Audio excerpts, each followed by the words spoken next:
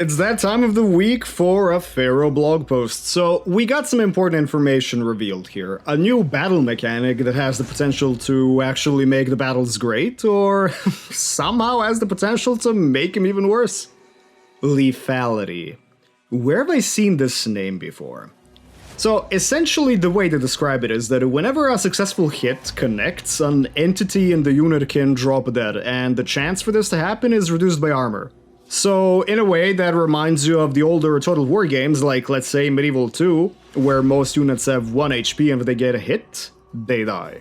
But the problem here is that Pharaoh still has the new Total War formula where entities have a gajillion HP on top of other defensive stats.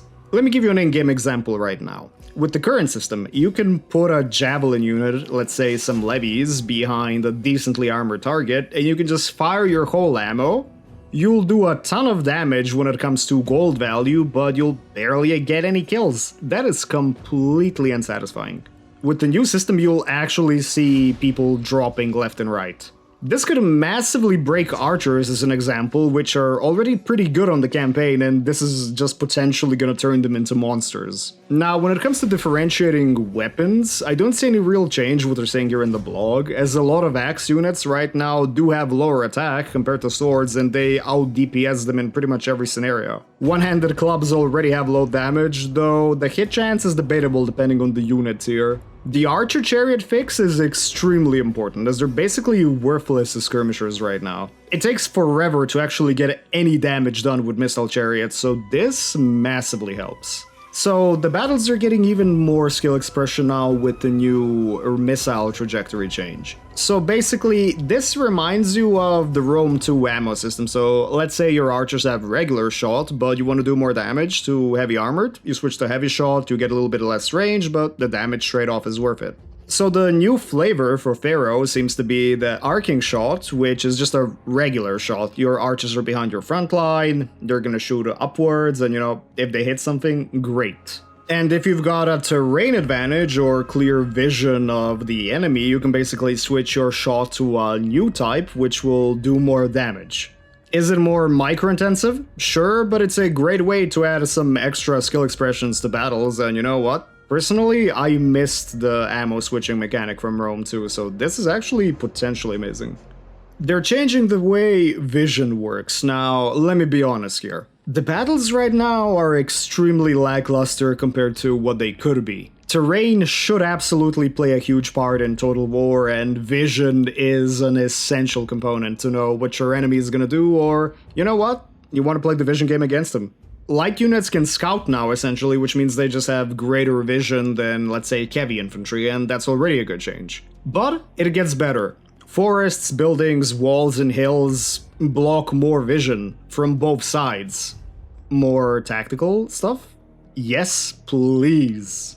Elevation actually buffing vision. This is so important. If you have high ground, you can easily see what your enemy is doing, basically. And you have more time to react. But if you're sieging a city and you're climbing up, you won't see what's behind the wall. You can see the ramparts, but nothing beyond that. So now you're basically going in blind if we ignore the fact that, let's say, you can see which units are garrisoned. Ah yes, we love to camp forests, don't we? If you're on the edge of a forest, you still have good vision on the outside and the enemy can't see you. But your units that are inside the trees, well, not in that way, can lose vision partially or completely. Hear me out here. This is actually massive. More tactical elements? Yes, this is what the game actually needs. For starters, terrain already plays such a huge part because a lot of it just has nasty debuffs depending on your unit's mass. Actually having to think a bit more now could make the battles fun. An update to battle maps is always welcome, but the key part here is that the battle maps are bigger. Now, this is massive, so first of all, a lot of factions in the game actually want a kite playstyle, like let's say Amon Mess. But the maps are pretty small for that to happen consistently. This is huge if you're playing a kiting faction, basically. This also allows modders to create some pretty epic new maps, so you know what? This is just a net gain. Cast Site Babylon is getting a unique map. as expected, happy to see it in. Just hope we get a decent enough cast side representation. A lot of the Troy maps are returning, so that's a pretty good thing that they'll be reskinned into a more historical narrative. Troy, Mycenae, Thebes, and Athens return. Alright, if you enjoy sieges, I guess this is the update you've been waiting for. And the most important one, faction icons.